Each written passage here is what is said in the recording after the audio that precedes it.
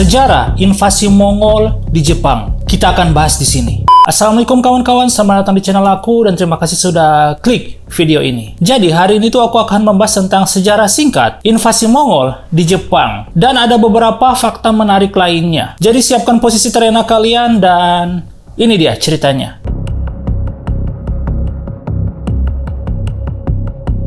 Pada awal abad ke-13, Kekaisaran Mongol yang dikenal sebagai salah satu kekaisaran terbesar dalam sejarah berada di puncak kejayaannya. Di bawah kepemimpinan Kubilai Khan, cucu dari Genghis Khan, Kekaisaran Mongol menguasai sebagian besar Asia, termasuk Cina di bawah dinasti Yuan, Korea, dan berbagai wilayah lainnya. Jadi ibaratnya, Kekaisaran Mongol ini tuh kuat banget guys. Kubilai Khan yang ambisius melihat Jepang sebagai target potensial berikutnya untuk ekspansi Mongol. Nah, invasi pertama itu terjadi pada tahun 1274. Kubilai Khan ini mengirim utusannya ke Jepang untuk menuntut agar Jepang ini itu tunduk kepada kekaisarannya. Namun, penguasa Jepang saat itu, Shogun Hojo Tokimune, menolak tuntutan ini dan memutuskan untuk melawan. Sebagai tanggapan, ini Kubilai Khan ini memerintahkan persiapan invasi ke Jepang, guys. Pasukan invasi pertama itu terdiri dari 23.000 tentara, termasuk tentara Mongol, Cina, dan Korea, serta sekitar 300 kapal perang. Pasukan ini itu berangkat dari semenanjung Korea dan tiba di pesisir Kyushu. Pada bulan November tahun 1274, pasukan Mongol ini tuh dengan cepat merebut pulau-pulau kecil seperti Tsushima dan Iki. Nah, mungkin ada yang pernah bermain Ghost of Tsushima, story-nya itu diambil dari kisah ini, guys. Jadi pulau-pulau kecil seperti Tsushima dan Iki ini itu menjadi batu loncatan menuju Kyushu. Nah, di Kyushu, pasukan Mongol ini bertemu dengan tentara Jepang yang dipimpin oleh samurai lokal. Pertempuran pertama itu terjadi di Hakatabe. Pasukan Mongol ini menggunakan taktik perang yang sangat berbeda dari yang biasa dihadapi oleh Jepang. Mereka ini menggunakan busur silang, senjata api, dan meriam yang membuat pasukan Jepang ini kewalahan, guys. Taktik Mongol yang terorganisir dengan baik, yang mencakup penggunaan panah beracun dan granat dengan primitif, mengejutkan samurai Jepang yang lebih terbiasa dengan pertempuran satu lawan satu. Namun ketika pada malam hari, badai besar ini melanda perairan di sekitar Kyushu. Badai ini tuh menghancurkan sebagian besar armada Mongol dan memaksa mereka itu mundur kembali ke daratan Asia. Nah, kekalahan Mongol yang ini itu menandai berakhirnya invasi pertama Mongol ke Jepang, yang dikenal sebagai sejarah Jepang sebagai pertempuran Bun-ei. Setelah kegagalan Mongol di invasi pertama, Jepang menyadari bahwa mereka ini harus mempersiapkan diri untuk kemungkinan serangan berikutnya, guys. Shogun Hojo ini memerintahkan pembangunan dinding pertahanan setinggi 2 meter di sepanjang pantai Hakatabe, tempat yang paling mungkin menjadi lokasi pendaratan Mongol. Selain itu, samurai dari berbagai daerah di Jepang dipersiapkan untuk menghadapi invasi berikutnya. Shogun Hojo ini tuh memberi semangat nasionalisme di kalangan rakyat Jepang. Ia mendorong mereka untuk memandang ancaman Mongol sebagai ancaman terhadap seluruh bangsa. Dan ini itu berhasil membangkitkan semangat mereka. Kubilai Khan sebagai pemimpin Mongol tidak menyerah setelah kegagalan invasi pertamanya. Pada tahun 1281, ia mempersiapkan pasukan yang jauh lebih besar untuk melakukan invasi kedua di Jepang, guys. Nah, kali ini armada mereka itu terdiri dari dua kekuatan utama, armada timur yang terdiri dari sekitar 40.000 tentara dari Korea dan armada selatan yang terdiri dari 100.000 tentara dari Cina. Nah, kedua armada ini itu direncanakan untuk bertemu di pesisir Kyushu dan melakukan serangan gabungan. Armada timur itu tiba lebih awal di Kyushu pada bulan Juni tahun 1281 dan mulai melakukan serangan terhadap pertahanan Jepang, guys. Namun dinding-dinding pertahanan Jepang yang dibangun setelah invasi pertama itu membatasi kemampuan mereka, guys. Samurai Jepang ini melakukan serangan pada malam hari terhadap kapal-kapal Mongol yang berlabuh di sepanjang pantai. Dan ini tuh menyebabkan kerugian besar terhadap pasukan Mongol, guys. Nah, pada bulan Agustus tahun 1281, armada selatan akhirnya tiba. Dan pertempuran besar itu terjadi sepanjang pantai Kyushu. Nah, meskipun pasukan Mongol ini memiliki keunggulan jumlah yang lebih banyak, mereka kesulitan menembus pertahanan Jepang. Namun seperti dalam invasi pertama, cuaca kembali menjadi faktor penentu, guys. Selama pertempuran berlangsung, ini badai besar yang dikenal sebagai kamikaze atau bisa disebut dengan angin ilahi kembali melanda perairan di sekitar Kyushu. Badai ini tuh menghancurkan sebagian besar armada Mongol, menenggelamkan kapal-kapal, menewaskan ribuan tentara. Hanya sebagian kecil dari pasukan Mongol ini yang berhasil selamat dan kembali ke daratan Asia. Kekalahan ini merupakan bencana besar bagi Kubilai Khan. pemimpin Mongol, dan secara efektif mengakhiri ambisinya untuk menaklukkan Jepang. Kegagalan invasi Mongol ini ke Jepang ini memiliki dampak besar, guys, baik di Jepang maupun di luar negeri. Di Jepang itu, peristiwa ini memperkuat rasa nasionalisme mereka dan keyakinan bahwa mereka itu akan dilindungi oleh ilahi. Angin kamikaze menjadi simbol perlindungan ilahi bagi Jepang, guys. Dan peristiwa ini itu sering dianggap sebagai salah satu faktor yang membentuk identitas nasional Jepang. Nah, di sisi lain, ini Kekaisaran Mongol mengalami kerugian besar dalam kedua invasi tersebut, guys. Kubilai Khan ini tidak lagi mencoba untuk menaklukkan Jepang. Invasi yang gagal ini itu juga menunjukkan bahwa meskipun Mongol adalah kekuatan militer yang sangat kuat, mereka tidak terkalahkan, terutama ketika menghadapi kondisi geografis dan cuaca yang sulit. Nah, ini ada beberapa fakta menarik tentang invasi ini, guys. Yang pertama itu terjadi 2 kali invasi. Mongol melakukan 2 kali invasi besar-besaran di Jepang, guys, yaitu pada tahun 1274 dan 1281. Dan keduanya ini tuh berakhir dengan kegagalan. Yang kedua ini angin kamikaze. Dalam kedua invasi tersebut, armada Mongol ini dihancurkan oleh badai besar yang dikenal sebagai kamikaze atau angin ilahi. Badai ini mereka yakini bahwa ini ada campur tangan ilahi yang melindungi Jepang pada invasi tersebut. Yang ketiga ini persiapan Jepang. Setelah invasi pertama pada tahun 1274, Jepang memperkuat pertahanan mereka, termasuk membangun dinding-dinding pertahanan di sepanjang pantai Kyushu.